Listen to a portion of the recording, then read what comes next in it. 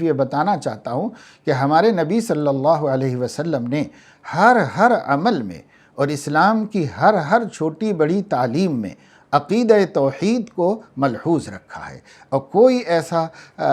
شائبہ بھی نہیں پیدا ہونے دیا جس سے عقیدہ توحید متاثر ہو سکے۔ تو یہ ہماری اپنی ذمہ داری ہے کہ ہم مسلمان اپنے دین کو خوب اچھی طرح سمجھیں اور اپنے دین کو سمجھ کر اپنے اندر اس کو مضبوط کریں۔ ایمان ہی بڑی چیز ہے اور توحید ہی بڑی دولت ہے۔ توحید و رسالت اور عقیدہ آخرت، یہ تین چیزیں مل کر کے ہمارا دین بنتا ہے، اور ہم اللہ تعالیٰ سے دعا بھی کرتے ہیں اور تمام سامعین سے اور استفادہ کرنے والوں سے گزارش بھی کرتے ہیں کہ ہمیں چاہیے کہ ہم عقیدہ توحید کے بارے میں اچھی طرح جانکاری حاصل کریں۔ اگرچہ اس زمانے میں بعض لوگ اس عقیدہ توحید کے اندر بہت زیادہ مبالغہ کرتے ہیں، لیکن جو علماء نے اعتدال کا راستہ بتایا ہے اس کی روشنی میں ہمیں اپنے عقیدہ توحید کو بار بار سمجھنا چاہیے، بار بار غور کرنا چاہیے، اور ہر کسی ایسے کام سے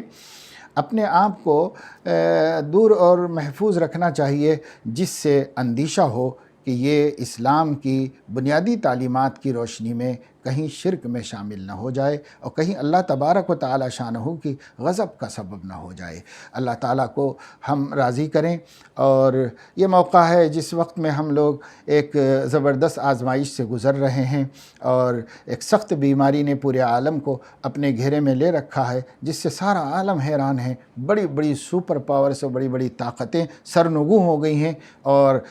ہتھیار ڈال رہے ہیں، بے بسی کا اظہار کر رہے ہیں۔ یہ اللہ تعالیٰ کی قدرت کا اعلان ہے اور بڑی سخت آزمائش ہے اس وقت۔ اگر ہم اب بھی نہ جاگیں اور اللہ تعالیٰ کی قدرت قاہرہ کو نہ سمجھیں اور اللہ تعالیٰ کی طرف توبہ و استغفار کے ساتھ رجوع نہ ہوں، تو پھر ہمارے لیے اللہ تعالیٰ اور بھی مشکلات میں اضافہ کر سکتا ہے اور کوئی فیصلے کی گھڑی سامنے آ سکتی ہے۔ اس لیے ابھی ہمیں توبہ و استغفار کا اہتمام کرنا چاہیے، رو کر دعائیں مانگنا چاہیے، اپنے لیے، اللہ کے سارے بندوں کے لیے اللہ تعالیٰ سے دعا کرنی چاہیے کہ اللہ کے غضب سے اللہ کی ساری مخلوق محفوظ و مامون رہ جائے، اور اللہ تعالیٰ اپنے فضل و کرم سے ہمیں اس کی توفیق عطا فرمائے کہ ہم اللہ رب العزت سے دعاؤں کا اہتمام کریں، گناہوں سے بچنے کا اہتمام کریں، تقوی اور پرہیزگاری کی زندگی گزاریں، اور طرح طرح کی باتیں جو اس وقت سوشل میڈیا پہ گشتیں کر رہی ہیں اور لوگ اپنی اپنی رائیں اور اپنے اپنے خیالات